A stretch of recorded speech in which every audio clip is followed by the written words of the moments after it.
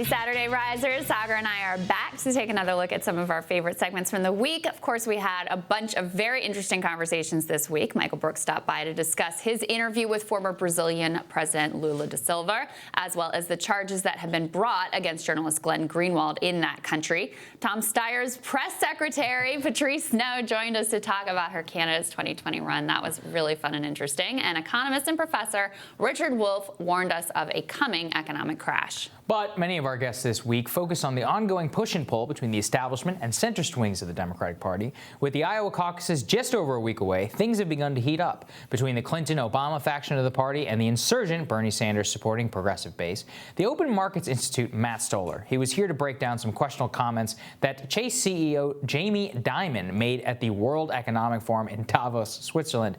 And he hit at how Dimon's acceptance into that party is itself a problem for the base. Let's take a listen.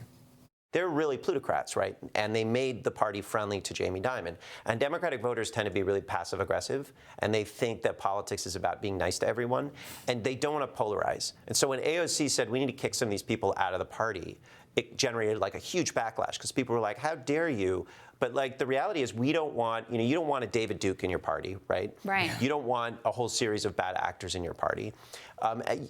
Building a political party is about choosing a set of values and choosing a coalition to achieve them. And I think right now both parties are sort of making the case. I'm not analogizing Jamie Dimon, Dave Duke. What I'm saying is that like political parties are both about the act of inclusion and about the act of exclusion. And we have to have that debate.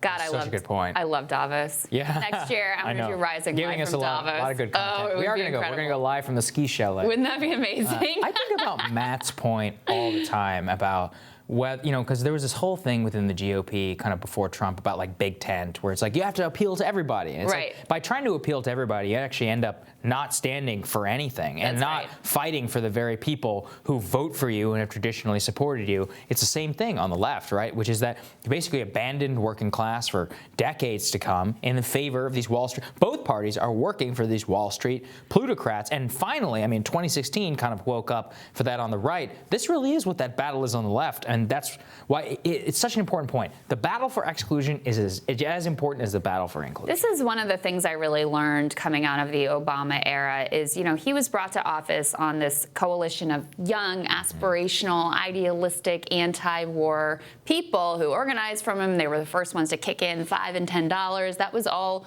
originated under Obama, this genuine grassroots movement. And at the same time, he got more Wall Street cash than any candidate had ever gotten. And at the time, I didn't really pay that much attention to that. But then you saw, once he gets in office, who he put in, who he had around him, who influenced him the most, who ultimately became the influencers within the Democratic Party. And so that was part of what we talked about with Matt, is when you have these people in the party because of their wealth and power disproportionately, they're going to pull the party in a direction that you don't want it to go just from their presence there. So let's don't forget Obama once called Jamie Dimon a brilliant CEO.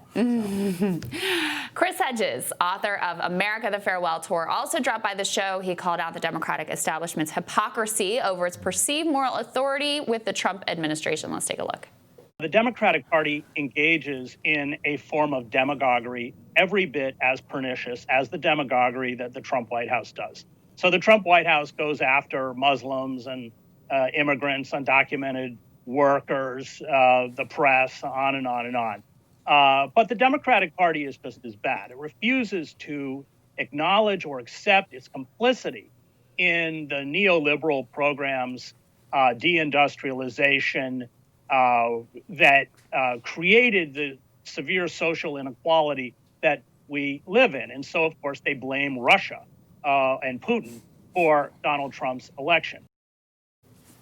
Says it all. Says it all, man. Listen, he gets it. On my side, I expect the Republicans to be the party of the rich. But when the country really started to go off the rails is when the Democrats also became the party of the rich. And all of the fixation in the Trump era has been about avoiding any sort of self-reflection of how they played a role in getting us to this point, because they just can't do that. And that's why people have no moral legitimacy whenever they try to impeach. It's about a power struggle. It's an elite squabble over who gets to have the reins of power, and it's something that the media gets all captured in. When the real issues that drove Trump to office, that are fueling the Sanders movement, which are roiling the American middle class and the working class, they get zero coverage, and the things that actually affect them are bipartisanly agreed upon here in Washington to keep screwing them. Well, and that's the thing is there's this mythology around, oh, everything is gridlocked in Washington. No, it's not. There's quite a lot of bipartisan consensus in Washington, just not on things that would actually matter. Like deregulated derivative markets. Right, exactly.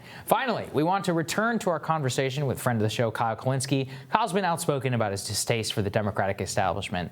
Earlier this week, he laid out how the progressive base could win what he calls a war between the Democratic factions. Let's take a look. There is a war going on for the soul of the Democratic Party. You have a centrist, neoliberal, technocratic wing of the party, which has failed over and over and has brought no change and has hurt working people. And then you have our wing, the left wing of the Democratic Party, the Justice Democrats. And I always wanted a more aggressive strategy, a more upfront strategy, because I really do think these people are paper tigers on the other side. And we can win if we just lay out the differences and explain the differences.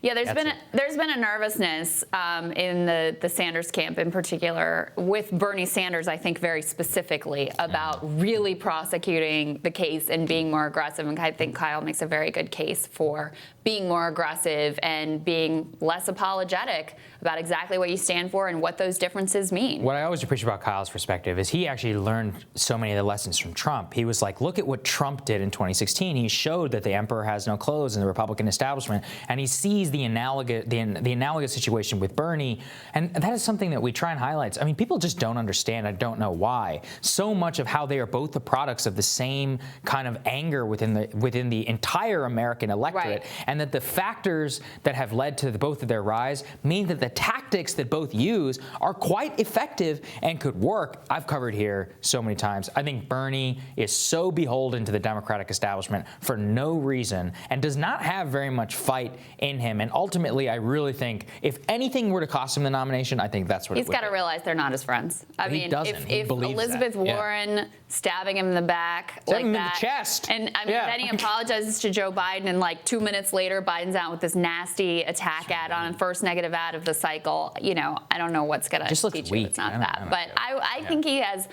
After all of this, I do think that, you know, it's who he is. It is part of why people like him, that he doesn't engage in these like sort of nasty personal back and forth. He's a different person than Donald Trump. And so I'm not sure that exactly the same strategy would play for him the way that it does for Donald Trump. That does it for us. We'll be back later today for our recurring segment with Katie Halper from Rolling Stone's Useful Idiots podcast, where we break down the week that was in media mishaps. And tomorrow we're going to have another round of Rising Qs. We'll see you guys then. Have a good one.